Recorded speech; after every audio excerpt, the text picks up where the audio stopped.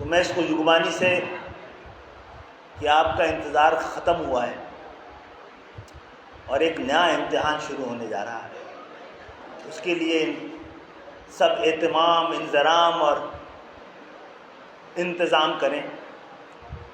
کچھ دیر انتظار میرے دوستوں، میرے بھائیوں، میری بہنوں، فقط کچھ اور دیر انتظار۔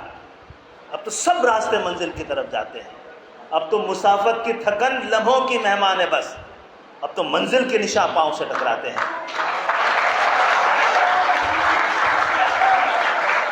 اور وہ سویرا جسے ڈھونڈنے نکلے تھے ہم لوگ، اپنے ہی ہاتھوں میں لیے اپنے جسموں کے چراغ، اور رائے حق کے مسافر جو سب سے آگے تھے جلاتے رہے اپنے لہو کے چراغ، اور جنہیں ہوا کے تھپیڑوں نے رون ڈالا تھا وہ میری ماں اور بہنوں کی عصمتوں کے چراغ۔ ان چراغوں نے مل کر وہ روشنی کر لی جس سے اندھیرے فرار پاتے ہیں۔ شکریہ۔ آج کا دن بڑا اہم ہے حیدرآباد کے لیے، تو ہم پہلے پرواہ کر رہے ہیں پاکستان کی، پھر افغانستان کی بھی کر لیں گے۔ میری درخواست صرف یہ کہ ہیڈنگ تبدیل نہیں ہونی چاہیے۔ ان سوالات کے جو افغانستان کی صورتحال ہے، اللہ کا شکر ہے ہم سمجھ گئے کہ پاکستان کو جو 2 دہائیوں سے جس دہشت گردی کا سامنا ہے، اس حوالے سے افغانستان کو اپنی ذمہ داری پوری کرنی چاہیے۔ سر کراچی میں ان کے لیے کیا ہونا چاہیے؟ جناب، کراچی اور پاکستان کی سرحدوں میں افغانستان سے کرکٹ میچ جیتنے میں انہوں نے پٹائیاں کی ہیں، تو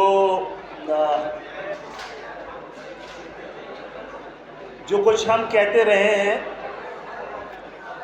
سچ ہوتا رہا ہے، یہ اب تسلیم کر لینی چاہیے بات۔ اور آج افغانستان میں وہاں کی اپنی حکومت موجود ہے، حالت جنگ ختم ہو چکی ہے، اور ان مہمانوں کو اب اپنے گھر کی طرف لوٹنے کی ضرورت ہے۔ انہوں نے ہم سے جبراً جو میزبانی کروائی ہے اس کی مدت ختم ہو گئی ہے۔ ان کو رہنا تھا، اس شہروں میں آ کے رہنے لگے ہیں، اور یہ متنازع بات میں نہیں کرنا چاہتا۔ کراچی میں تو مجھے نظر نہیں آ رہی اس طرح کی کوئی کارروائی کی روانگی کروائی جا رہی ہے، اور آپ کے کیمروں کے ذریعے یہ بھرپور مطالبہ حیدرآباد اور کراچی کی لیڈرشپ کرتی ہے کہ سب سے پہلے یہاں سے روانہ کرنے کا کام اب آغاز کیا جائے، کیونکہ یہ ملک کے سینسٹیو ترین شہروں میں سے ایک شہر ہیں۔ سر سوال یہ ہے